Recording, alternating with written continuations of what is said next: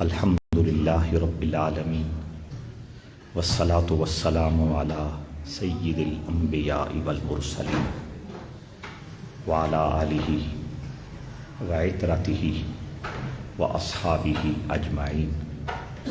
قال اللہ تعالی سبحان الذی اسری بعبدہ لیلا من المسجد الحرام الی المسجد الاقصی الذی بارکنا حولہ لنریہ من آیاتنا انہ هو السمیع البصیر۔ صدق اللہ مولانا العظیم۔ مسلمانوں کی یہ ایک باوقار اور خوبصورت روایت چلی آ رہی ہے۔ ہر وہ دن، ہر وہ رات اور ہر وہ گھڑی جس کا ربط اور تعلق رحمت دو عالم صلی اللہ تعالی علیہ وسلم کی ذات اقدس سے ہو جاتا ہے، وہ شب و روز اور وہ لمحات اور گھڑیاں بھی امت کو محبوب لگتی ہیں، اور اسی محبت کا یہ فطری تقاضا ہے اور شعوری مطالبہ ہے کہ ان گھڑیوں کو، ان لمحات کو، ان لمحوں اور گھڑیوں میں بیتے گئے واقعات کو یاد بھی رکھا جائے اور اگلی نسلوں تک پہنچانے کی ذمہ داری بھی اٹھائی جائے۔ اور یہ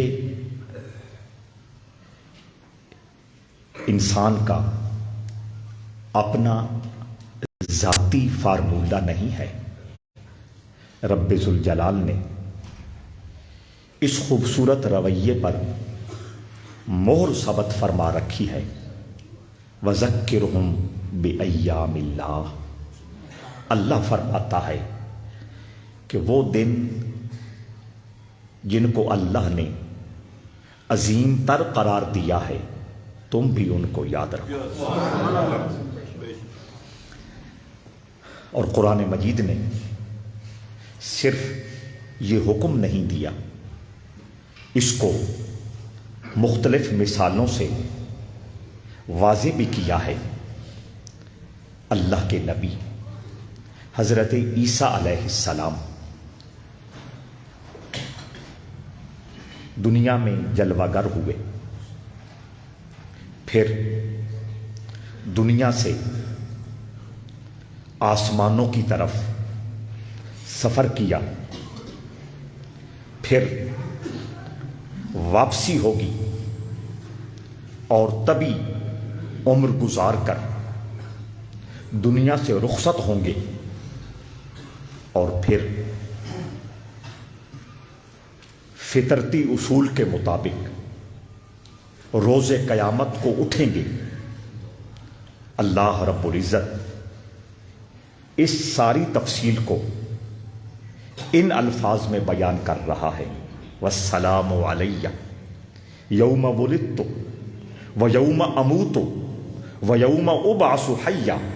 حضرت عیسیٰ کہتے ہیں اس دن پر بھی سلامتی نازل ہو جس دن میں جلوہ گر ہوا تھا، اور وہ دن بھی سلامتی والا کہلائے جس دن میں دنیا سے رخصت ہوں، اور وہ دن بھی عزت و کرامت کے لائق ہے جس دن میں دوبارہ قبر سے اٹھ کر روز محشر رب کریم کے حضور پیش ہو۔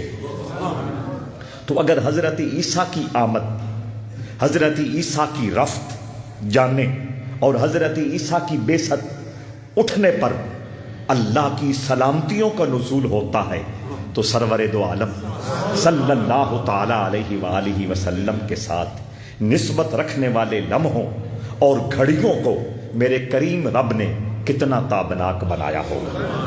اور اسی حضور علیہ الصلوۃ والسلام کے ایک لمحے کو رب ذوالجلال نے اس انداز میں قرآن میں بیان کیا، سبحان الذی اسریٰ بعبدہ لیلا من المسجد الحرام الی المسجد الاقصی۔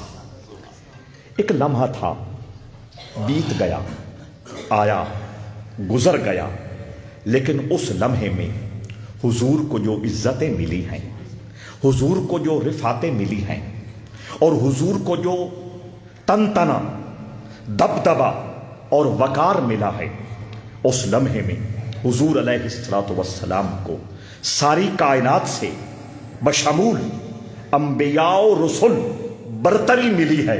رب ذوالجلال نے اس کو قرآن کا حصہ بنا کر قیامت تک کے لیے قرآن پڑھنے والوں کو اور قرآن سے رابطہ رکھنے والوں کو یہ سمجھا دیا ہے کہ حضور علیہ الصلوۃ والسلام کی توقیر اور حضور کی تعظیم رب ذوالجلال کی بارگاہ میں کتنی بلند تر ہے۔ سبحان الذی اسریٰ بعبدہ، اللہ جانتا تھا کہ میں جو بات کرنا چاہ رہا ہوں اور جو بات میں کرنے لگا ہوں، کتنے دماغ ہوں گے جو ٹھوکریں کھانے لگیں گے، جو بات میں سنانے لگا ہوں کتنے لوگ ہوں گے جو اپنی فکر کے گھوڑے دوڑاتے ہوئے انکار کرنے لگیں گے۔ میں جو بات سمجھانا چاہ رہا ہوں اس کو سننے کے بعد اور اس کو پڑھنے کے بعد بظاہر اپنے آپ کو دانشور کہلانے والے اور فلسفہ اور سائنس کے مجتہد کہنے والے اس بات کو سن کر بوکھلا جائیں گے اور انکار پر اتر آئیں گے کہ یہ کیسے ہو سکتا ہے۔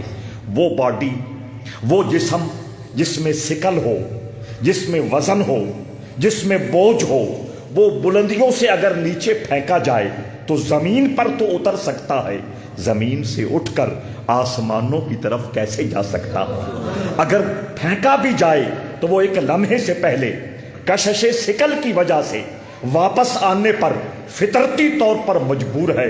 رب ان ساری حقیقتوں کو جانتا تھا، اس لیے اس نے سد باب فرمایا۔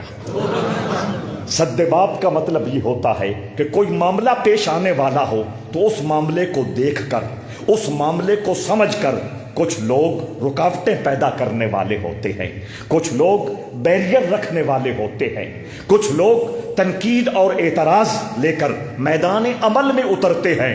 تو سمجھدار شخصیت اس معاملے کو کائنات کے سامنے پیش کرنے سے پہلے ایسا فارمولہ ایجاد کرتا ہے اور ایسا طریقہ کار اختیار کرتا ہے کہ کہنے والوں کی زبانیں بند ہو جائیں اور بیریئر رکھنے والوں کو موقع نہ ملے، اعتراض کرنے والوں کو سخندانی کی مجال نہ رہے۔ تو رب ذوالجلال نے فرمایا سبحان الذی اسریٰ بعبدہ، یہ دیکھنا کہ جو سیر کو گیا ہے، جو فرش زمین سے اٹھ کر ایک گھڑی میں بیت المقدس پہنچا ہے، بیت المقدس سے پہلے آسمان سے گزرتا ہوا ساتوں آسمانوں کو اپنی روحانیت کی مہک سے مہکاتا ہوئے سدرۃ المنتہا پہ پہنچا اور وہاں سے لامکاں تک پہنچا۔ اس میں اس کا اپنا کوئی دعویٰ نہیں ہے، اس کا اپنا ذاتی کوئی کردار نہیں ہے۔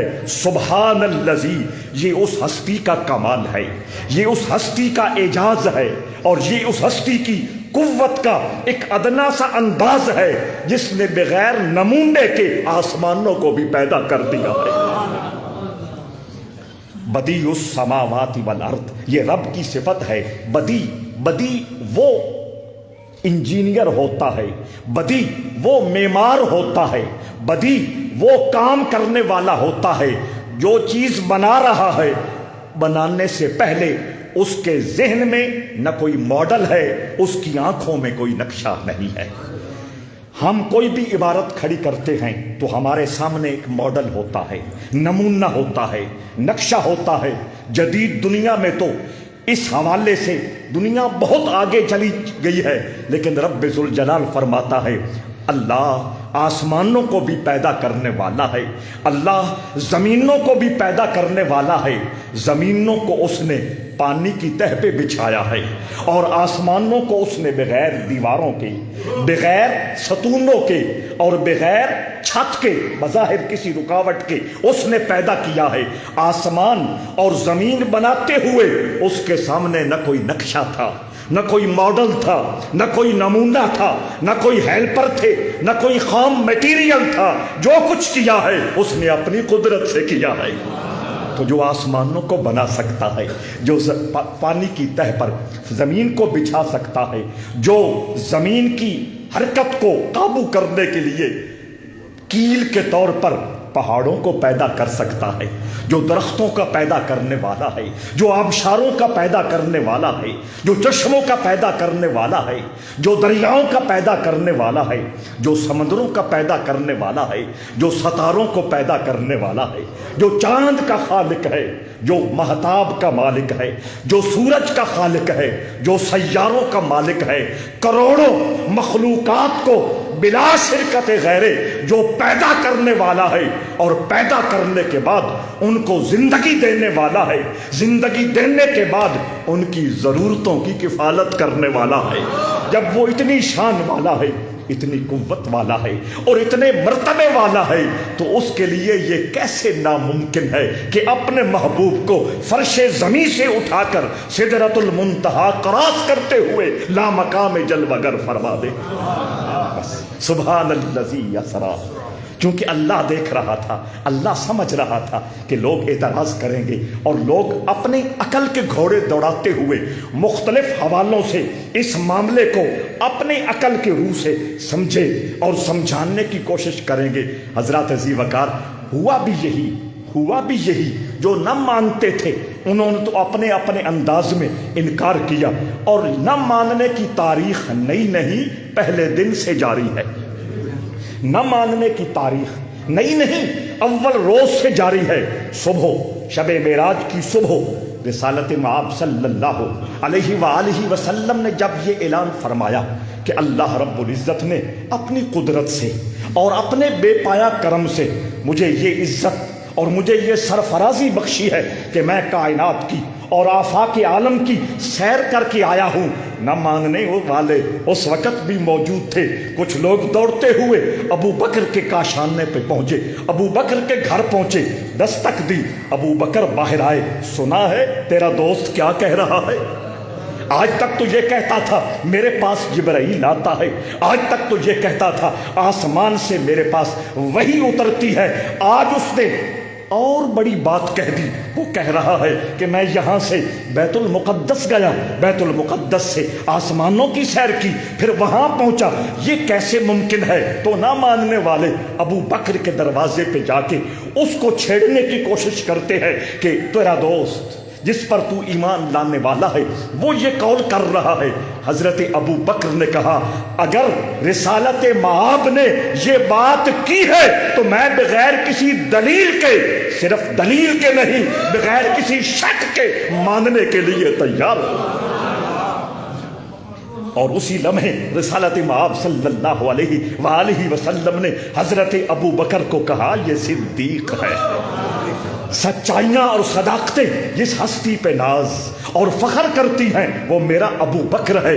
حضرات ذی وقار، اب وہ آسمانوں کی نشانیاں تو پوچھ نہیں سکتے تھے کہ آسمان کی موٹائی کتنی ہے، آسمان کا عرض کتنا ہے، آسمان کا طول کتنا ہے، چوڑائی کتنی ہے، لمبائی کتنی ہے، اس کا میٹیریل مٹی سے بنا ہے، اس کا میٹیریل دھوئیں سے بنا ہے، اس کا میٹیریل نور سے بنا ہے. یہ تو وہ پوچھ نہیں سکتے تھے کہ آسمان دیکھے نہیں تھے. جو نہیں دیکھا تھا اس کو پوچھنے کی ہمت نہیں تھی. لیکن مکہ والوں نے بیت المقدس دیکھ رکھا تھا، ان کو پتا تھا سفر اتنا ہے، ان کو پتا تھا طول اتنا ہے، ان کو پتا تھا چوڑائی اتنی ہے، ان کو پتا تھا اس کے گارڈر شاطیر اتنے ہیں، ان کو پتا تھا بالے کڑیاں اتنی ہیں، ان کو پتا تھا روشن دان کتنے ہیں، ان کو پتا تھا چھوٹے دروازے مین دروازہ ملا کر کل کتنے دروازے ہیں، ان کو پتا تھا. کہنے لگے اگر تم اپنی بات میں صادق ہو اور اپنی بات میں سچے ہو تو بتاؤ بیت المقدس کے شاطیر کتنے ہیں، کڑیاں کتنی ہیں. حضور شاطیر گننے تو نہیں گئے تھے، حضور بالوں کی گنتی کرنے کے لیے تو نہیں گئے تھے، حضور دروازے دیکھنے کے لیے نہیں گئے تھے۔ یہ دوست راولپنڈی سے مشتاق برادران تشریف فرما ہیں، یہ یہاں سے چلے جائیں اور کوئی کہے کہ میں نہیں مانتا، بتاؤ مسجد کے پلر کتنے تھے اور اس کا طول کتنا تھا، اس کا عرض کتنا تھا، اس میں دروازے کتنے تھے، اس کی ونڈو کتنی تھی؟ یہ کہیں گے ہم تو اپنی محبت و عقیدت والے مرکز پہ گئے تھے اور وہاں ہم نے رسول اللہ کی تعریف سننی تھی اور وہ سن کے آئے ہیں۔ اس طرف کس کا دھیان جاتا ہے؟ لیکن رب ذوالجلال سبحان الذی، پاک ہے وہ ذات، اس نے اس لمحے بھی اپنے محبوب کی آبرو کو قائم رکھا، اس لمحے بھی اپنے محبوب کی عزت و تکریم میں اور اضافے فرما دیے۔ حدیث میں موجود ہے کہ رب ذوالجلال نے اپنی قدرت کاملہ سے بیت المقدس کو اٹھا کر حضور کے سامنے رکھ دیا۔ اب حضور مکہ میں ہیں، رات بیت المقدس اپنی جگہ تھا، حضور وہاں جلوہ گر تھے۔ آج موسم چینج ہو گیا ہے، حضور مکہ میں ہے اور بیت المقدس مکہ میں آ گیا ہے اور حضور کے سامنے کھڑا ہے۔ مولانا اشرف علی تھانوی مکتبہ دیوبند کا معتبر نام ہے، ان سے کسی نے پوچھا کہ کتاب شامی فقہ کی مشہور کتاب ہے، اس کے اندر یہ بات لکھی ہے کہ حضرت رابعہ بصریہ کی زیارت کے لیے بیت اللہ مکہ سے چل کر بصرہ آتا تھا، بصرہ آتا تھا، یہ کیسے ممکن ہے؟ تھانوی صاحب نے کہا یہ ممکن ہے جس طرح بیت المقدس اللہ نے وہاں سے اٹھا کر مکہ میں حضور کے سامنے رکھ دیا تھا۔ تھانوی صاحب کی کتاب بوادر النوادر میں یہ حوالہ موجود ہے، ہماری لائبریری میں وہ کتاب رکھی ہے۔ تو حضرات عزیز وقار بات یہ کر رہا تھا، سبحان الذی اسریٰ بعبدہ، پاک ہے وہ ذات جس نے سیر کرائی۔ اعتراض کرنے والے اس زمانے میں بھی موجود تھے، نہ ماننے والے اس زمانے میں بھی موجود تھے، تنقید کرنے والے اس زمانے میں بھی موجود تھے۔ حضرت شیخ شہاب الدین سہروردی رحمہ اللہ کے بارے میں ایک خوبصورت واقعہ صوفیاء کی کتابوں میں لکھا ہے۔ ایک شخص ان کی خدمت میں حاضر ہوا، وہ ڈیوٹی کیا کرتا تھا؟ شیخ نماز جمعہ کے لیے اپنی خانقاہ سے شہر بغداد کی جو مرکزی جامع مسجد تھی اس میں نماز جمعہ کے لیے تشریف لے جاتے تھے، اور آپ کا وہ مرید، آپ کا مصلی اور آپ کے دوسرے درویشوں کے مصلی، دوسرے مریدوں کے مصلی اٹھا کے پہلے مسجد میں جا کے بچھا دیتا تھا اور انتظار کرتا تھا۔ ایک مرتبہ وہ مصلی اٹھا کے خانقاہ سے نکلا، مرکزی جامعہ مسجد کی طرف جا رہا تھا۔ بغداد شہر کی بات ہے، وہاں دریائے دجلہ موجود ہے۔ دریائے دجلہ کے پاس سے جب گزرنے لگا، سوچا گرمی کا موسم ہے اور مجھے گرمی بھی لگ رہی ہے، نہا نہ لوں۔ اس نے وہ مصلی دریا کے کنارے رکھے، خود تاری لانے کے لیے ڈبکی لگائی، نہانے کے لیے دریا میں داخل ہوا۔ جب اس نے سر باہر نکالا، دریائے دجلہ کا ماحول نہیں ہے، وہ لوکیشن نہیں ہے، وہ محل وقوع نہیں ہے، وہ مصلی نہیں پڑے۔ حیران ہوا، سمجھ نہیں آ رہی کیا ہوا کیا نہیں ہوا۔ باہر نکلا، پوچھا یہ کون سی جگہ ہے؟ بتانے والوں نے بتایا یہ دریائے نیل ہے اور یہ ملک مصر ہے، یہ دریائے نیل ہے اور یہ ملک مصر ہے۔ حضرات عزیز وقار حیرت میں گم، سوچنے لگا میں کہاں اور یہ کیسے ہو گیا؟ خیر بازار کی طرف چلا گیا، سنار تھا، زرگری کا کام جانتا تھا، سونے کو ڈھال کر زیورات بنانے کا فنکار تھا، سنار تھا۔ ایک سنار کی دکان پہ پہنچا اور غور سے اس کے کام کو تکنے لگا، غور سے اس کے کام کو دیکھنے لگا۔ سنار نے کہا شاید تو اس کام کو جانتا ہے۔ جناب میں جانتا ہوں، اور اگر آپ مجھے ہیلپر کے طور پہ مزدوری کے دینے اپنے ساتھ رکھ لیں تو میں آپ کی خدمت بھی کروں گا، اس کام میں میں آپ کی ہیلپ اور مدد بھی کروں گا۔ سنار نے کہا ٹھیک ہے تم میرے ساتھ بیٹھ جاؤ۔ 2-4 ماہ کے بعد سنار کو اندازہ ہوا بہت مسکین انسان ہے اور بہت شریف الطبع ہے اور بڑی پاکیزہ فطرت کا مالک ہے۔ ایک اچھے انسان میں جتنی خوبیاں اللہ نے جمع کرنی ہوتی ہیں وہ ساری اس میں اللہ نے جمع کر رکھی ہے۔ سنار نے اپنی بیٹی کا رشتہ اس اپنے نو وارد مزدور کو، ہیلپر کو، ملازم کو دے دیا۔ اللہ رب العزت نے کچھ عرصے میں اولاد کی نعمت عطا فرمائی۔ چند سالوں میں 4 بچے اللہ نے مختلف اوقات میں اس کو عطا کر دیے۔ ایسے ہی ایک دن جمعہ تھا، دریائے نیل کے کنارے گزر رہا تھا، سوچا غسل کر لوں۔ اس جب ڈبکی لگائی، سر باہر نکالا، اب وہ دجلہ کا دریا ہے، بغداد کا شہر ہے، مصلے سامنے پڑے ہیں، باہر نکلا، مصلے سر پہ رکھے، جا کے مسجد میں جا کے بچھائے۔ کوئی تبدیلی نہیں تھی، وہی لمحے تھے، وہی گھڑیاں تھی، وہی وقت تھا، مصلے جا کے بچھا دیے۔ حضرات ذی وقار جب جمعے کی نماز ہو گئی، شیخ کی خدمت میں حاضر ہوا۔ اب زبان ساتھ نہیں دے رہی تھی، کیا کہتا کیا نہ کہتا۔ جب کچھ مجمع چھٹا، ماحول میں بات کرنے کی گنجائش دی، سارا واقعہ عرض کیا۔ حضور میرے ساتھ یہ معاملہ پیش آیا ہے، آپ نے بات سنتے ہی سب سے پہلے کراس کویسچن کیا، سوال کیا، حضور کی معراج کے بارے میں شک تو نہیں کرتا تھا؟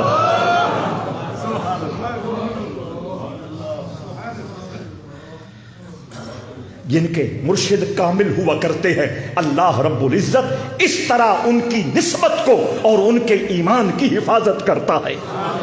اور جو بے مرشد ہوا کرتا ہے، ان وسوسوں کی وجہ سے اور ان خیالات کی وجہ سے ایمان سے بھی محروم ہو جاتا ہے۔ شیخ شہاب الدین کا مرید تھا، کامل مرشد کا غلام تھا، یہ ذہن میں وسوسہ آتا تھا کہ لیلن، یہ لیلن آیا نا، اللہ نے فرمایا لیلن، یہ تنوین ہے، یہ طالب علم جانتے ہیں، تنوین تعظیم کے لیے بھی آتی ہے، تنوین تحقیر کے لیے بھی آتی ہے، تنوین تکسیر کے لیے بھی آتی ہے، تنوین تقلیل کے لیے بھی آتی ہے۔ کسی کو بڑا ثابت کرنا ہو تنوین بولتے ہیں، جیسے محمد رسول، یہ تنوین تعظیم کے لیے آئی ہے۔ کثرت ثابت کرنی ہو اس وقت بھی تنوین بولتے ہیں کہ اس لفظ کے نیچے سینکڑوں لوگ موجود ہیں۔ کبھی کبھی تقلیل کے لیے قلت بیان کرنی ہو، تھوڑا پن شو کرنا ہو، اس وقت بھی تنوین بولتے ہیں۔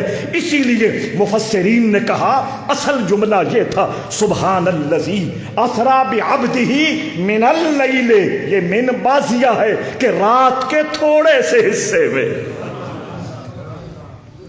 حضرات ذی وقار تو وہ سوچنے والا سوچ رہا ہے، اور شیخ شہاب الدین سہروردی کہتے ہیں حضور کی معراج کے بارے میں شک تو نہیں گزرتا تھا، حضور کی معراج کے بارے میں کوئی وسوسے تو نہیں آتے تھے۔ حضور آپ نے درست سمجھا، آپ نے ٹھیک سمجھا، مجھے وسوسے آتے تھے کہ رات کے تھوڑے سے حصے میں اتنا طویل سفر اور ساری کائنات کی سیر کر لینا، اور اللہ رب العزت کی بارگاہ میں حاضر ہو کر 1000 باتیں اپنے رب سے کرنا، یہ کیسے ممکن ہوتا ہے؟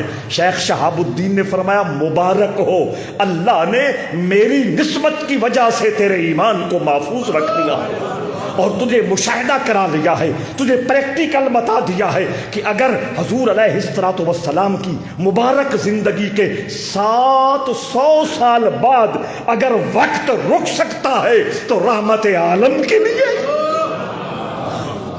بات ختم نہیں ہوئی، شیخ نے کہا اب مصر چلا جا اور وہ اپنی بیگم بھی ساتھ لا، اور جو شادی کے گواہ 4 بچے ہیں ان کو بھی ساتھ لا۔ اور وہ واقعتاً مصر گیا، اس بیگم کو بھی ساتھ لایا، 4 بچوں کو بھی ساتھ لایا۔ تو حضرات ذی وقار سبحان الذی اسری بعبدہ لیلا من المسجد الحرام الی المسجد الاقصی، پاک ہے وہ ذات جس نے سیر کرائی اپنے محبوب بندے کو۔ عبد حضور علیہ الصلوۃ والسلام کے بارے میں اللہ رب العزت نے یہاں یہ نہیں فرمایا سبحان الذی اسری محمدا، سبحان الذی اسری احمد، سبحان الذی اسری عاقب، سبحان الذی اسری حامد، سبحان الذی اسری حاشر، سبحان الذی اسری احید، سبحان الذی اسری وحید۔ یہ وحید بھی میرے رسول کا نام ہے۔ چند سال پہلے ابا جی کی خواب میں زیارت ہوئی، کہنے لگے یا وحیدو 141 بار پڑھا کرو، قدرتاً یاد آپ گیا، آپ کو بھی اجازت ہے۔ حضرات ذی وقار یہ حضور کے مختلف نام، سبحان الذی اسری بعبدہ، حضور کا ذاتی نام بھی اللہ نے یہاں استعمال نہیں کیا۔ حضور کے ذاتی نام 2 ہے، ایک نام محمد ہے، ایک احمد ہے۔ زمینوں میں محمد، آسمانوں میں احمد۔ اسی لیے آسمانی روح حضرت اسماعیل میرے مصطفیٰ کا تعارف کراتے ہوئے یہی جملہ بولتے ہیں، یاتی مبشرن برسول یاتی من بعد اسمہ احمد۔ عیسیٰ آسمانی روح ہے نا، روح اللہ ہے نا، روح بھی ادھر سے آئی، چلے بھی ادھر ہی گئے۔ تو حضور کو، وہ حضور کو احمد کے نام سے جانتے ہیں۔ تو حضرات ذی وقار حضور کے ذاتی نام دو ٹھہرے، ایک محمد ہے، ایک احمد ہے، صفاتی نام 99۔ اور علامہ یوسف نبہانی نے جو لبنان کے بہت بڑے بزرگ تھے اور وزیر بھی رہے ہیں، ان کی کتاب میں حضور کے 1000 صفاتی نام جمع کیے گئے ہیں۔ اللہ نے یہاں حضور کا ذاتی نام بھی کوئی نہیں لیا، حضور کا صفاتی نام بھی کوئی نہیں لیا، بلکہ کہا بعبدہ، پاک ہے وہ ذات جس نے سیر کرائی اپنے بندے کو۔ اب اپنا اپنا ذوق ہے، اب اپنا اپنا ذوق ہے، اب اپنا اپنا ذوق ہے۔ بلبل کا اپنا ذوق ہے، کوے کا اپنا ذوق ہے، بلبل کا اپنا مزاج ہے، اور باقی مردار جانوروں کا اپنا مزاج ہے۔ توجہ چاہتا ہوں، بلبل مزاج والے اس مقام پہ یہی بات سمجھتے ہیں اور یہی سمجھاتے ہیں کہ سبحان الذی اسریٰ بعبدہ، اس جملے پر پوری تقریر کی جانی بڑی آسانی سے ممکن ہے، لیکن میں صرف ایک جملے میں اپنی ساری بات کو سمیٹ رہا ہوں۔ توجہ چاہتا ہوں، بھرپور توجہ چاہوں گا۔ اللہ الہ ہے، عبادت کے لائق ہے، عبادت کے لائق ہونے میں کامل ترین ہستی اللہ کی ذات ہے، اور عبادت کرنے کے حوالے سے ساری مخلوق میں نبیوں اور رسولوں سے بھی بڑھ کر جو کامل ہستی ہے وہ محمد عربی کی ذات ہے۔ چونکہ حضور پر عبودیت کی انتہا ہو جاتی ہے، جس انداز میں عبادت میرے مصطفیٰ نے حضور کی ہے۔ آپ کو وہ لمحہ یاد ہوگا جب حضرت جابر پوچھتے ہیں، یا رسول اللہ صلی اللہ علیہ وسلم، رب ذوالجلال نے اس دھرتی کے اندر سب سے پہلے کسے پیدا کیا؟ تو حضور نے فرمایا، تیرے نبی کے نور کو اپنے نور کے فیض سے پیدا کیا۔ ہم شیخ عبدالحق محدث دہلوی کی خدمت میں حاضر ہوئے، حضور سب سے پہلے دنیا میں آ گئے، حضور کیا کرتے رہے؟ شیخ عبدالحق محدث دہلوی نے کہا، میں بھی کہتا ہوں، اور فلاں تفسیر بھی اٹھا، فلاں تفسیر بھی اٹھا، فلاں تفسیر بھی اٹھا۔ شیخ فرماتے ہیں کہ جب حضور کا نور اس کائنات کے اندر جلوہ گر ہو گیا تو رب ذوالجلال نے حضور کے نور کی یہ ڈیوٹی لگائی کہ جو نبی اور رسول دنیا میں آنے والے ہیں ان کی روحوں کی تربیت فرماتے رہے۔ تو حضور کے آتے ہی حضور نے اللہ کی عبادت، بندگی اور اللہ کا ذکر شروع کر دیا۔ پھر 63 سال اللہ کی بندگی اور عبادت کا اس طرح حق ادا کیا۔ گھر والی کہتی ہے، گھر والی سے معتبر کسی کی گواہی ہے؟ شاگرد عقیدت و محبت میں آگے جا سکتا ہے، مرید عقیدت و محبت میں بہت آگے جا سکتا ہے۔ دوسرے لوگ جو کبھی کبھی تھوڑا زیادہ ملنے والے ہیں وہ عقیدت و محبت میں بڑی بڑی باتیں کر سکتے ہیں، گھر والی جو بات کرے گی وہ جینون ہوگی، اتھینٹک ہوگی۔ ام المومنین صدیقہ کائنات حضرت عائشہ بولی، کانا یذکر اللہ فی کل احیان، میرے نبی کی صفتوں میں سے ایک بہت بڑی صفت یہ ہے کہ کوئی لمحہ اور کوئی گھڑی ایسی نہیں گزرتی تھی جب میرے نبی اللہ کے حبیب اللہ کا ذکر نہ کر رہے ہو۔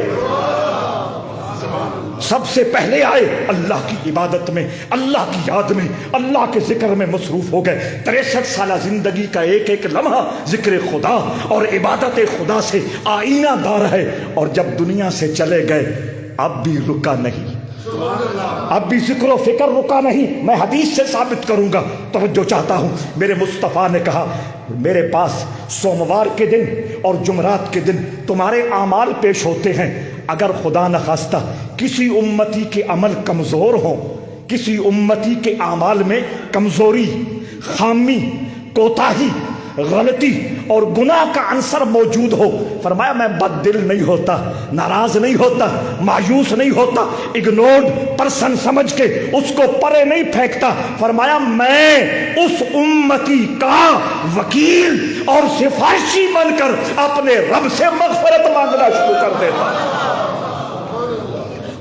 تو ذکر ہوا یا نہ ہوا؟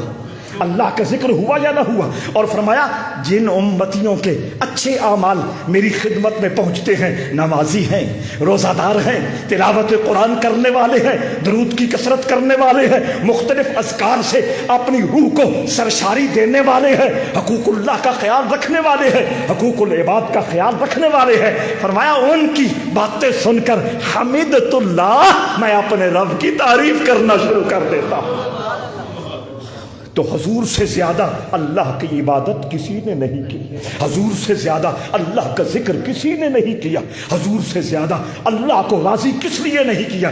دوبارہ پلٹ کے آ رہا ہوں، عبادت کے لائق ہونے میں اللہ کی ذات یکتا ہے، اور ساری مخلوقات میں نبیوں اور رسولوں سمیت سب سے زیادہ جس نے اپنے کریم رب کی عبادت کا حق ادا کیا ہے وہ مصطفیٰ کی ذات ہے۔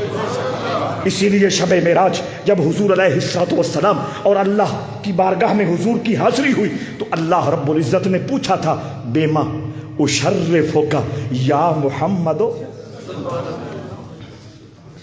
میں نے بات کو سمیٹنا ہے، 2 بجے ہماری نماز ہے اور اس طرف میں آ رہا ہوں، لیکن وہ چونکہ اس جگہ کا تعلق یہاں سے ہے اس لیے بیان کر رہا ہوں۔ بیما اشرفک، محبوب آئے ہو نا؟ آئے نہیں تھے، بلوائے گئے تھے۔ جبرائیل امین جب حضور کی خدمت میں شب معراج جو کل رات ہے 27ویں رات کو جب حضور کی خدمت میں حاضر ہوئے، مختلف جملے حدیث کی کتابوں میں ملتے ہیں۔ حضرت جبرائیل نے ایک جملہ یہ کہا تھا کہ اللہ فرما رہا ہے زورنی، مجھے اپنی زیارت کرائیے۔ یہ جملہ حدیث میں موجود ہے، زورنی، مجھے اپنی زیارت کرائیے، ملاقات کا موقع دیجئے۔ ان اللہ قد اشتاق الی لقائک یا محمد، ایسوں نے اللہ آپ کی ملاقات کے لیے مشتاق بیٹھا ہے۔ صفتیں مخلوق کی بھی ہیں، صفتیں اللہ کی بھی ہیں۔ مخلوق سنتی ہے یا نہیں؟ اللہ بھی۔ مخلوق دیکھتی ہے یا نہیں؟ اللہ بھی۔ مخلوق بولتی ہے یا نہیں؟ اللہ بھی بولتا ہے، لیکن اللہ کی ساری صفات اس کی شان کے مطابق ہیں اور مخلوق کی صفات ان کی حیثیت کے مطابق ہیں۔ تو اللہ اپنی شان کے مطابق اپنے محبوب کی ملاقات کے لیے اور زیارت کے لیے منتظر اور مشتاق بیٹھا ہے۔ تو حضور کو بھیجا گیا، حضور بلوائے گئے۔ رحمت دو عالم جب اس لا مقام میں پہنچے فرمایا بیما اشرفک یا محمد، اے جانے جاں صلی اللہ علیہ وسلم، اب خود بول دو آپ کو میں کون سا لقب عطا کروں۔ یہ ہوتا ہے نا پیار کی دنیا میں، محبت کی دنیا میں، محبوب کا ایک نک نیم ہوتا ہے جو پیار کی وجہ سے اس کو بلایا جاتا ہے۔ آپ سے تم سے تو کا عنواں ہو گئے، پہلے جاں پھر جانے جاں۔ انہوں بند کر دو، ایسا ہے جی، پریشان نہیں ہونا۔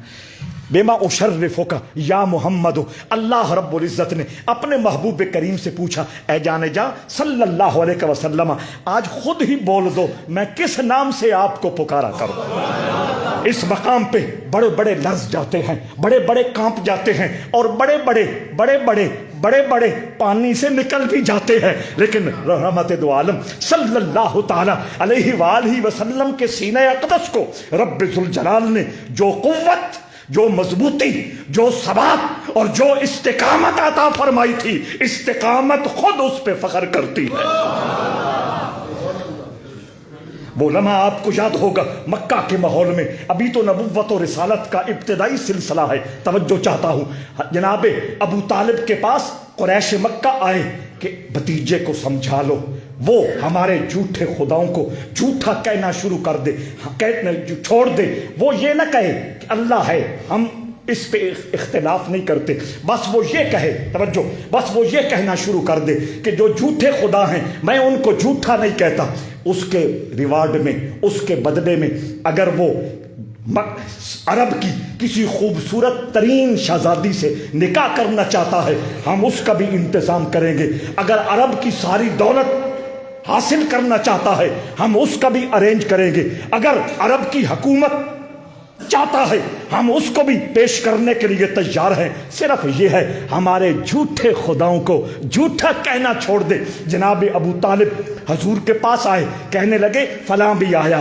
فلاں بھی آیا، چاچا بھی آیا، ماما بھی آیا، دادے کا بھائی بھی آیا۔ سمجھ آ رہی ہے؟ ساری برادری آئی۔ اب میں مجبور ہوں، آپ کی اس بارے میں کیا رائے ہے؟ اور یہ 3 آپشن دیتے ہیں، دولت چاہتے ہو، حکومت چاہتے ہو، رشتہ چاہتے ہو، ہم دینے کے لیے تیار ہے۔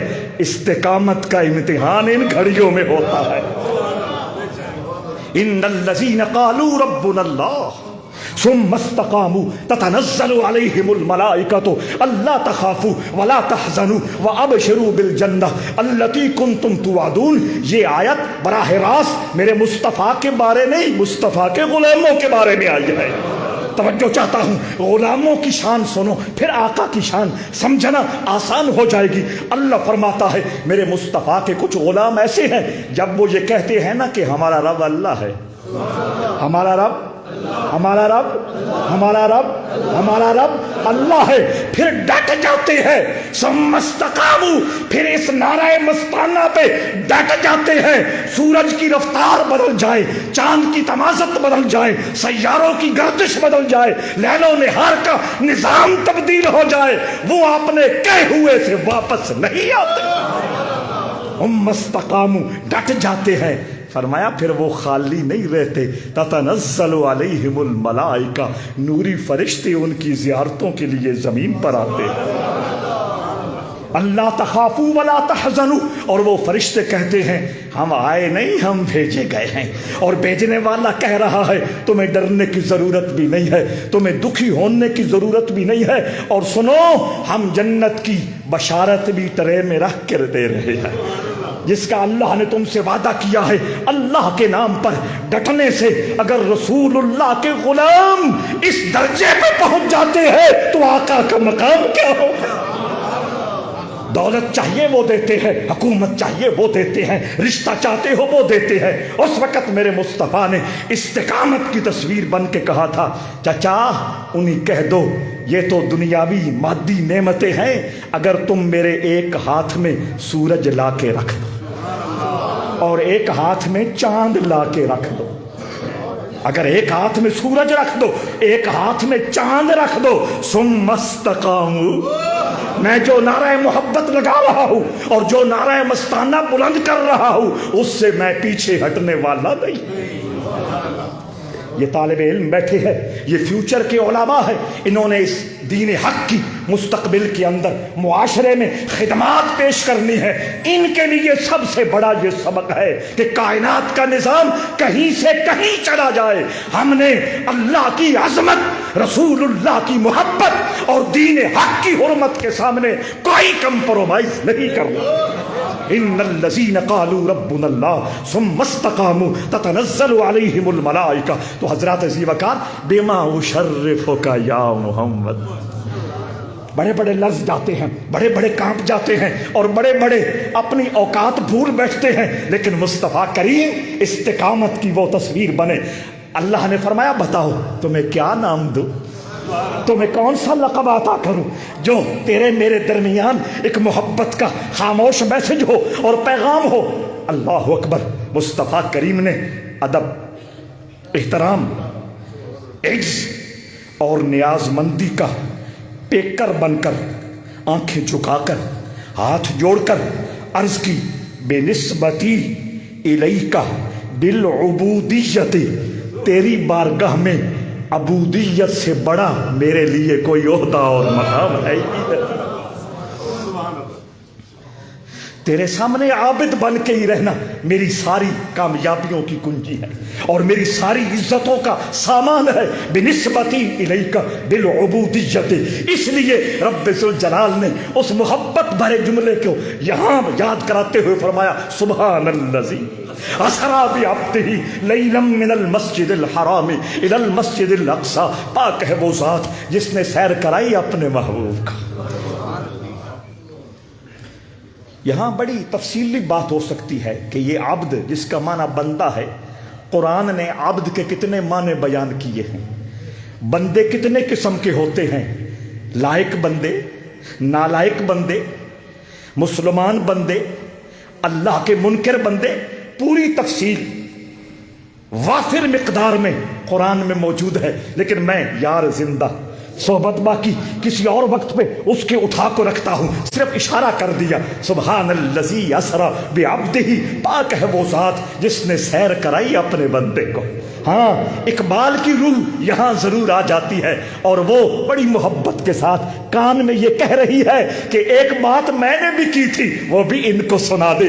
اقبال نے کہا تھا عبد دگر عبدہ چیزیں دگر، ای سراپا انتظار او منتظر۔ فرمایا جو نرا عبد ہوتا ہے وہ ہر لحظہ، ہر لمحہ، ہر گھڑی اپنے رب کی رحمت، اپنے رب کے فضل، اپنے رب کی سلامتی، اپنے رب کی شفقت، اپنے رب کی عنایت، اپنے رب کی مہربانی کا انتظار کرتا ہے، اور جو عبد ہوتا ہے اس کا انتظار رب ذوالجلال خود کرتا ہے۔ زرنی، مجھے زیارت کرائیے، ان اللہ قد اشتاق الی لقائک یا محمد، آ جائیے، اللہ آپ کی ملاقات کا منتظر بیٹھا۔ عبد دگر عبدہ چیزیں دگر، این سراپا انتظار او منتظر۔ من المسجد الحرام الی المسجد الاقصی، وہ سفر کہاں سے شروع ہوا؟ مسجد حرام سے شروع ہوا، مسجد اقصی تک گیا، اور پھر حدیث کے اندر رحمت دو عالم صلی اللہ علیہ وآلہ وسلم نے اگلے سارے سفر کی تفصیلات بیان کی۔ ہم صرف لنریہ من آیاتنا انہ هو السمیع البصیر پہ 5 منٹ گفتگو کریں گے، اور پھر اپنے دعا کی طرف رخصت ہوں گے۔ حضرات عزیز وقار، اللہ فرماتا ہے یہ مسجد حرام سے مسجد اقصی تک، پھر اگلا سفر، اس سارے سفر کا مقصد کیا تھا؟ پنکھا لگا ہے نا، اس کا مقصد ہے کہ یہ ہوا دے۔ لاؤڈ سپیکر لگا ہے، اس کا مقصد ہے کہ آواز دور پہنچائے۔ یہ الگ موضوع ہے کہ جامعہ مسجد معظمیہ میں جب بھی کوئی خوبصورت ترین عنوان آ جائے یہ بھی بے وفا بن جاتا ہے۔ حضرات عزیز وقار، توجہ چاہتا ہوں، بہرحال اس کا مقصد یہ ہے کہ آواز دور تک پہنچائے۔ اب اللہ رب العزت نے اپنے محبوب کو رات کے وقت یہ جو سفر کرایا، اور اس سفر کے بارے میں پہلے میں نے بتا دیا، اللہ نے خود سارے بیریئر اٹھا دیے۔ سبحان الذی، پاک ہے وہ ذات جس نے یہ سیر کرائی۔ اس سفر کا مقصد کیا ہے؟ اس سفر کی غرض و غایت کیا ہے؟ آپ پڑھتے ہیں نا، اس کا نام کیا ہے، اس کا فائدہ کیا ہے، اس کی غرض و غایت کیا ہے، اس کا موضوع کیا ہے؟ یہ چاروں چیزیں یہاں بھی اپلائی ہو سکتی ہیں، لیکن یہ کیسے سمجھے؟ آپ کو اشارہ دے رہا ہوں۔ حضرات عزیز وقار، غرض و غایت اور مقصد کیا ہے اس سفر کی، توجہ چاہتا ہوں۔ اللہ فرماتا ہے لنریہ من آیاتنا، اللہ فرما رہا ہے ہم نے محبوب کو یہ آفاق کی سیر اس لیے کرائی کہ وہ ہماری نشانیوں کو اپنی آنکھوں سے مشاہدہ کر لے۔ ساری دنیا اللہ کی نشانیوں کو سن کر مانتی ہے، اور بالخصوص اللہ کی ذات کو سن کر انبیاء اور رسولوں سمیت سب نے مانا ہے، لیکن مصطفیٰ کریم کی جو خصوصی عزت و توقیر ہے، رب ذوالجلال نے حضور کو یہ مقام عطا فرمایا کہ یہ ساری کائنات سجائی تیرے لیے، چونکہ یہ ساری بزم کائنات بنائی تیرے لیے، سجائی تیرے لیے، اور پھر اعلان کیا اوتیت خزائن مفاتیح الارض۔ آقا فرماتے ہیں کہ رب ذوالجلال نے زمین کے سارے خزانوں کی کنجیاں میرے حوالے کر دی۔ گلزار صاحب، میں ان سے کہتا ہوں اے ٹی ایم کارڈ کا تصور اور کنسپٹ تو آ جایا ہے۔ حضور علیہ السلام نے حضرت عمر کو بولا تھا، عمر تو میری فقیری کو ڈسکس کر رہا ہے، میرا مقام یہ ہے، میری شان یہ ہے، میرا مرتبہ یہ ہے کہ یہ جو مدینہ کے پہاڑ ہے سونے سے لدے ہوئے ہیں، میں جہاں جاؤں اللہ ان کو میرے ساتھ چلائے۔ سمجھ آ رہی ہے؟ اوتیت خزائن مفاتیح الارض، چونکہ سارے خزانوں کی کنجیاں میرے مصطفیٰ کو عطا کی۔ فرمایا لنریہ من آیاتنا، ہم یہ چاہتے ہیں جہاں جہاں تیری حکومت ہے، جہاں جہاں تیرا اقتدار ہے، جہاں جہاں تیرا اختیار ہے، اور جہاں جہاں تک تیری سلطنت کا دبدبا اور تنتنا ہے، اس سارے منظر کو اپنی آنکھوں سے تو دیکھ لے کہ اللہ نے کیا کیا چیز میرے حوالے کر رکھی ہے۔ کسی دوست کو حضور کے مقام و اختیار کے بارے میں مشکوک ہونے کی ہرگز ضرورت نہیں ہے۔ حضور کے مقام و اختیار اللہ کی عطا ہے، اللہ کا ہر مقام و اختیار اللہ کا ذاتی ہے، اور ہمارا عقیدہ ہے کہ مصطفیٰ کا ہر مقام و اختیار اللہ کی عطا ہے۔ اور اللہ اگر سلیمان کے بارے میں بولے فَسَخَّرْنَا لَهُ الرِّيحَ تَجْرِي بِأَمْرِهِ رُخَاءً حَيْثُ أَصَابَ وَالشَّيَاطِينَ كُلَّ بَنَّاءٍ وَغَوَّاصٍ، کہ سلیمان کے قبضے میں ہم نے اپنی ہواؤں کا اختیار دے دیا تھا، اور سلیمان کو ہم نے یہ طاقت بھی دی تھی کہ زمین پر رہنے والے جو دیو اور جن ہیں وہ بھی سلیمان کی چاکری پہ ناز اور فخر کرے۔ اگر سلیمان کو اللہ اختیار دے، اللہ کی توحید میں خلل نہ آئے۔ ہمارا سلیمان تو سلیمان کا بھی سلیمان لِنُرِيَهُ مِنْ آیَاتِنَا، فرمایا یہ سارا نظام اس لیے بنایا، یہ شب معراج کا سفر، یہ اہتمام اس لیے کرایا کہ جہاں جہاں خدا کی خدائی ہے وہاں وہاں مصطفیٰ کی حکمرانی ہے، اور مصطفیٰ اپنی حکمرانی کو اپنی آنکھوں سے دیکھتے۔ انہو هو السمیع البصیر، وہ جو مشاہدے کرائے، میں اس طرف نہیں بات کو لے جانا چاہتا ہوں، صرف اتنا اشارہ ضرور دوں گا کہ قرآن نے ایک دوسرے مقام پہ فرمایا وَكَذَلِكَ نُرِي إِبْرَاهِيمَ مَلَكُوتَ السَّمَاوَاتِ وَالْأَرْضِ وَلِيَكُونَ مِنَ الْمُوقِنِينَ۔ حضرت ابراہیم کے مزاج میں کچھ ٹو والا عنصر موجود تھا، ہے یا نہیں؟ سنا حضرت ابراہیم نے کہ مرنے کے بعد زندگی ملے گی، عرض کر دی یا اللہ کیف تحیی الموتا، تو کیسے مردوں کو زندہ کرے گا؟ چونکہ اپنا تھا نا، ناراضگی نہیں فرمائی، خلیل کہہ دیا تھا نا، اس ناز کو برداشت فرمایا۔ فرمایا 4 پرندے پکڑ لے، ذبح کر، بال اتار، کیما کر، 4 مختلف پہاڑیوں کی چوٹیوں پہ رکھ دے۔ جب رکھ چکے فرمایا اب ان کو آواز دے، یہ قرآن ہے۔ یاتینک سعیا، اللہ فرماتا ہے 4 پرندے زندہ ہو کر، بال جلد پہ اگا کر، اڑتے ہوئے نہیں دوڑتی ہوئے ابراہیم خلیل اللہ کی خدمت میں حاضر۔ میرے دادا جی تفسیر حسینی کے حوالے سے یہاں یہ نکتہ بیان کرتے تھے کہ پرندے کا کام اڑنا ہے، پرندے کا کام، اور فاصلہ بھی ہے، اس پہاڑ اس پہاڑ اس پہاڑ پہ فاصلہ بھی ہے، پرندے کا کام اڑنا ہے، پر بھی سلامت ہیں، لیکن ابراہیم کی عظمت کی وجہ سے اڑ کے نہیں دوڑ کے آ رہا ہے۔ یہ وہ آداب طریقت ہے جو طریقت والے ہی سمجھتے ہیں، اور طریقت والے ہی اپناتے ہیں، اور طریقت والے ہی اس کی خوشبو سے معاشرے کو خوبصورت بناتے ہیں۔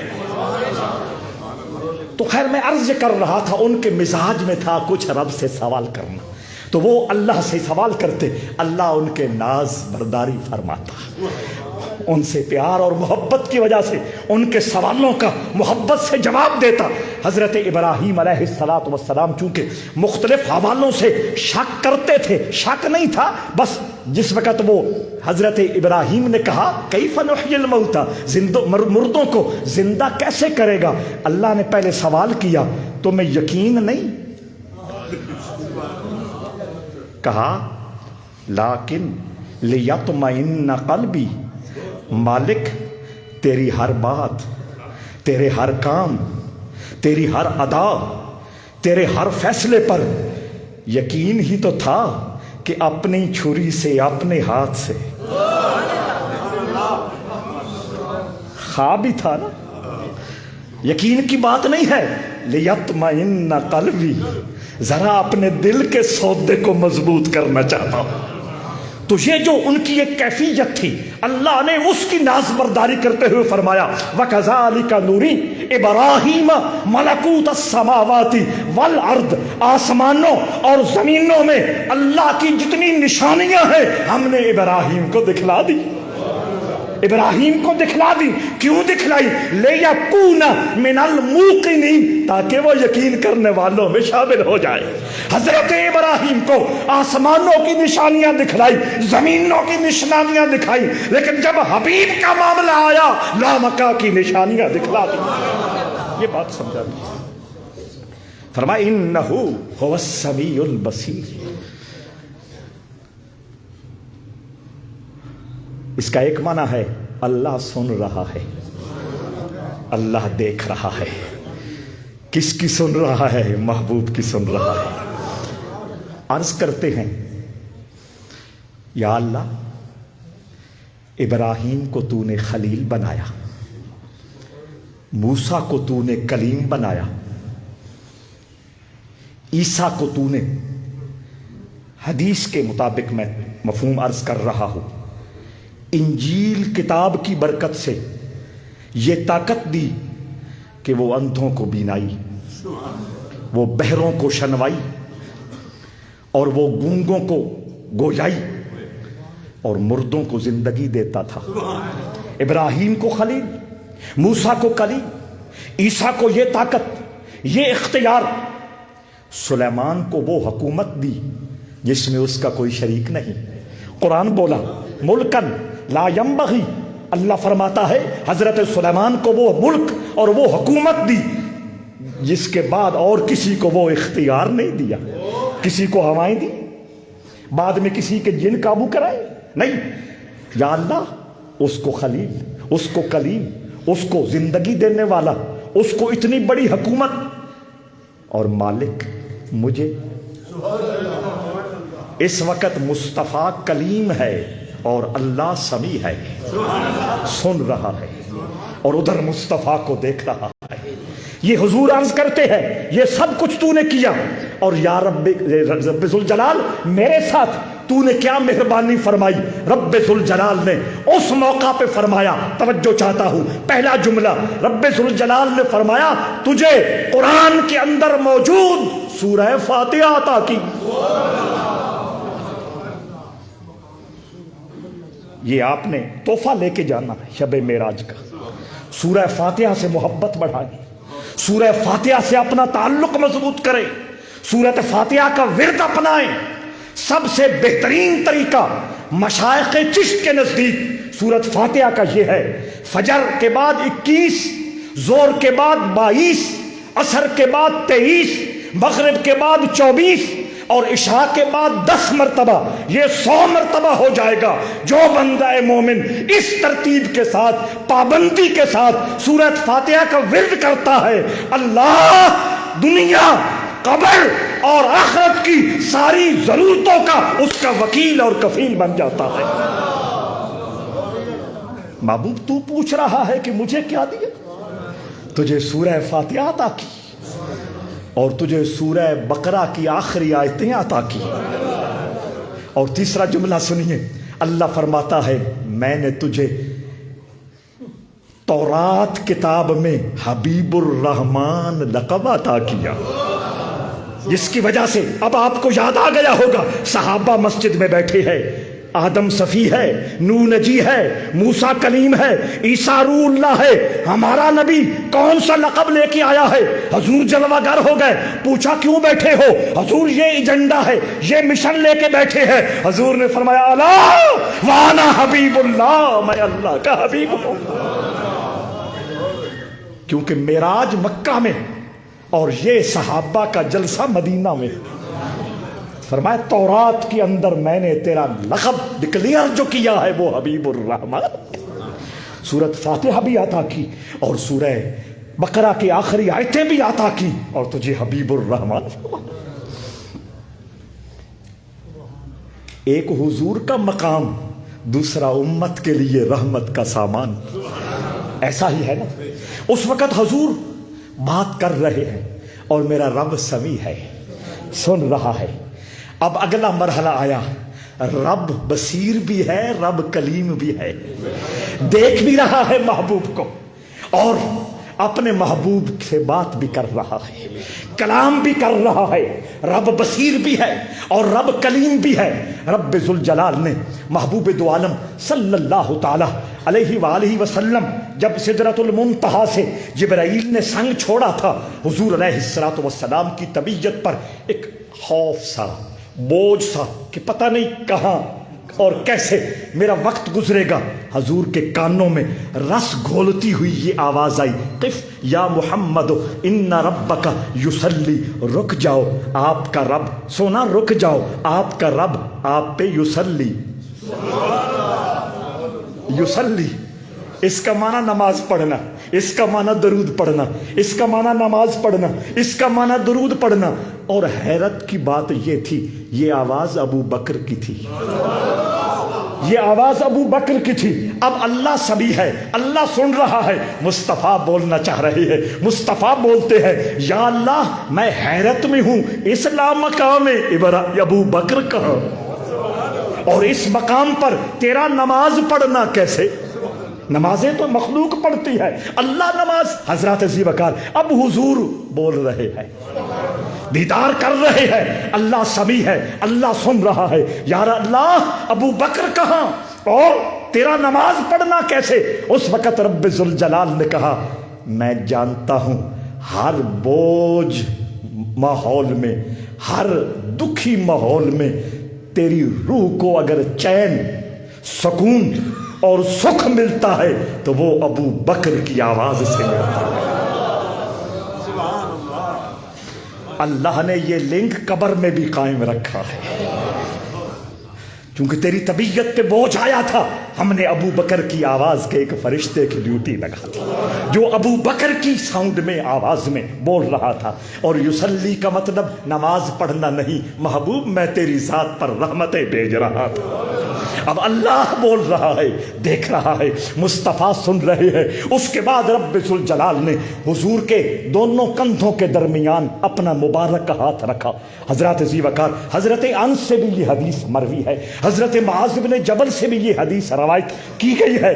دونوں صحابہ فرماتے ہیں کہ جب اللہ نے اپنا دست قدرت حضور کے دو کندھوں کے درمیان رکھا، حضور فرماتے ہیں ایک تو میرے سینے میں ٹھنڈک آ گئی، اس ٹھنڈک کی وجہ سے وہ سارا دیس اپنا ہو گیا، وہ سارا دیس اپنا ہو گیا. اور دوسرا رب ذوالجلال نے آسمانوں اور زمینوں میں جتنی خدائی تھی اس کا مجھے تعارف کرا دیا. لِنُرِيَهُ مِنْ آيَاتِنَا إِنَّهُ هُوَ السَّمِيعُ الْبَصِيرُ. رب ذوالجلال رحمت دو عالم صلی اللہ تعالی علیہ وآلہ وسلم سے فرماتا ہے، جب کوئی کسی کے پاس آتا ہے، گفٹ پیش کرتا ہے، ہدیہ پیش کرتا ہے، تحفہ پیش کرتا ہے، آپ کیا لائے ہیں؟ کیا ناز و انداز ہے، خود پوچھ رہا ہے کیا لائے ہیں. پیرانے ذمہ بھی ہے بھی کہ لائے، یہ سنت ہے. کیا لائے ہو؟ رب ذوالجلال نے جب پوچھا کیا لائے ہو، مصطفیٰ کریم نے کہا التحیات للہ والصلوات والطیبات. خوبصورت نگر میں بات جا رہی ہے، بھرپور توجہ چاہتا ہوں. اللہ نے کہا کیا لائے ہو؟ التحیات للہ والصلوات والطیبات. تحفے لایا ہوں، صلات رحمتیں عرض کر رہا ہوں اور پاکیزگیاں تیری بارگاہ میں پیش کر رہا ہوں. یہ بول حضور نے بولے، یہ بول حضور نے بولے، یہ بول حضور نے بولے. التحیات للہ والصلوات والطیبات. رب ذوالجلال نے سنا، رب اپنی شان کے مطابق ذوق میں آیا، فرمایا السلام علیکہ. توجہ چاہتا ہوں، 4 جملے. السلام علیکہ ایھا النبی ورحمۃ اللہ وبرکاتہ. سلام، رحمت، سلام السلام علیکا ایھا النبی، سلام نبی، نبوت، رحمت اور برکت، السلام علیکا ایھا النبی ورحمت اللہ۔ توجہ چاہتا ہوں، سلام بھی اکیلا ہے، نبی بھی ایک ہے، نبوت کا ذکر بھی ایک بار کیا ہے، رحمت اللہ، رحمت کا لفظ بھی رب نے مفرد بولا ہے، اکیلا بولا ہے۔ آگے فرمایا وبرکاتہ، وبرکاتہ، اس میں یہ اشارہ دے دیا اے جان جاں صلی اللہ علیہ وسلم، سلامتی بھی تیرا مقدر، نبوت اور ختم نبوت بھی تیرا مقدر، رحمت بھی تیرا نصیبہ، لیکن برکاتہ تیرے وجود کی وجہ سے اب جنت کے اندر بھی برکتیں تقسیم کرنا میری ذمہ داری ہو گئی۔ برکات، یہ جمع کا لفظ ہے، اس پہ ذرا اور توجہ دیجئے گا، اور صرف جمع کا نہیں ہے، پھر پروناؤن کی طرف مضاف بھی ہے۔ برکاتہ ضمیر ہے، اس کی طرف مضاف بھی ہے۔ اس کا مطلب یہ ہے، اللہ فرما رہا ہے، میرے جملے پہ غور کرنا، اللہ فرما رہا ہے مخلوق کو جتنی برکتیں اللہ دے سکتا ہے وہ ساری کی ساری مصطفیٰ کی زلفوں کی خیرات میں امت کے نام کر دی ہے۔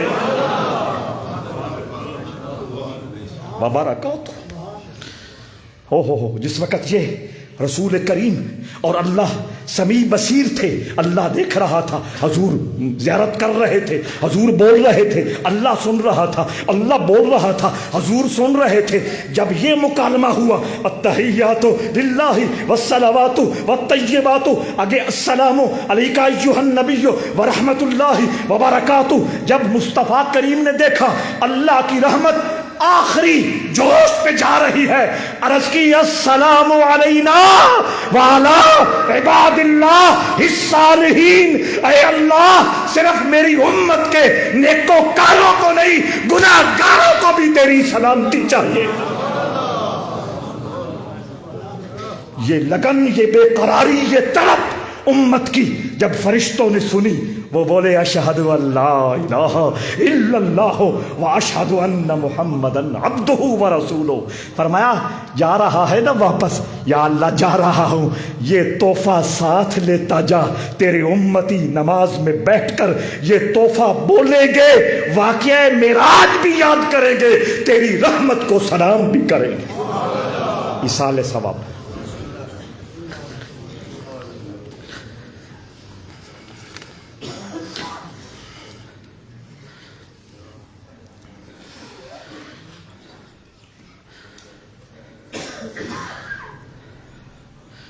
برحمتک، ایک ضروری اعلان، قرآن مجید ہر برکت، رحمت اور کامیابی کی کنجی ہے، اس میں کوئی شک نہیں۔ قرآن ہمارا اس دنیا میں بھی ساتھی، قبر میں بھی ساتھی، جنت میں بھی جو آسمانی کتاب پڑھی جائے گی وہ قرآن ہی ہوگا۔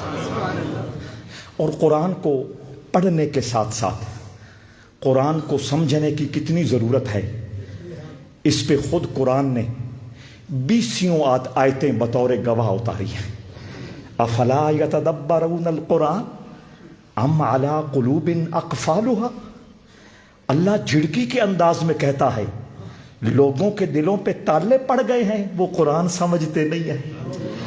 قرآن سمجھنا ایک مسلمان کا دینی فریضہ ہے۔ الحمدللہ ہمارے مسلک حق اہل سنت و جماعت کے جید عالم، محقق عالم، متقی عالم، درویشی اور فقیری کا نشان عالم سائیں غلام رسول قاسمی صاحب 15 شعبان سے 27 رمضان تک دورہ تفسیر قرآن کرا رہے ہیں۔ ان کا گھر پنڈ دادن خان سے پہلے ایک چھوٹا سا گاؤں جھوک فقیر ہے، وہاں یہ سلسلہ شروع ہوگا۔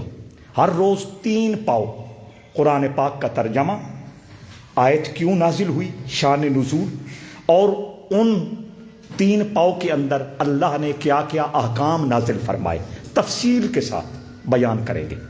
اور اس دورے کی ایک بہت بڑی خصوصیت یہ ہے کہ یہ دورہ تفسیر قرآن مکمل طور پر حدیث مصطفیٰ کی روشنی میں ہوگا۔ آیتوں کے بارے میں جتنی احادیث رسول معظم صلی اللہ علیہ وآلہ وسلم سے مروی ہے وہ بیان فرمائیں گے، اور یہ بڑا بہترین قرآن فہمی کا اور قرآن سمجھنے کا موقع ہے۔ ہمارا ان سے ایک محبت کا رشتہ ہے، اور اس کے ساتھ ساتھ ان کی ایک مہربانی یہ ہے کہ وہ جامعہ معظمیہ کے وہ طلباء جو آخری سال حدیث پڑھتے ہیں، ہمیشہ وہ مہربانی کرتے ہیں، وہی ان بچوں کو حدیث پڑھاتے ہیں۔ پہلے وہ سرگودا میں ہوتے تھے، روزانہ یہاں آ کر پڑھا جایا کرتے تھے، اب وہ پنڈادن خان چلے گئے، ہمارے آخری سال کے بچے وہاں چلے گئے۔ اللہ رب العزت ان کے فیض کو اور برکتوں سے نوازے، اور جو دوست چاہتے ہیں کہ صحیح معنوں میں قرآن کی سمجھ آ جائے، قرآن کی برکت نصیب ہو جائے، اور قرآن جو ہم سے مطالبہ اور تقاضا کرتا ہے وہ ہمیں کرنے کی توفیق مل جائے، ضرور کوشش کریں۔ یہ ایک چلہ لگا لے، رب ذوالجلال آپ کے ظاہر میں بھی، آپ کے باطن میں بھی اور آخرت میں بھی برکت نازل فرمائے گا۔ وما علیہ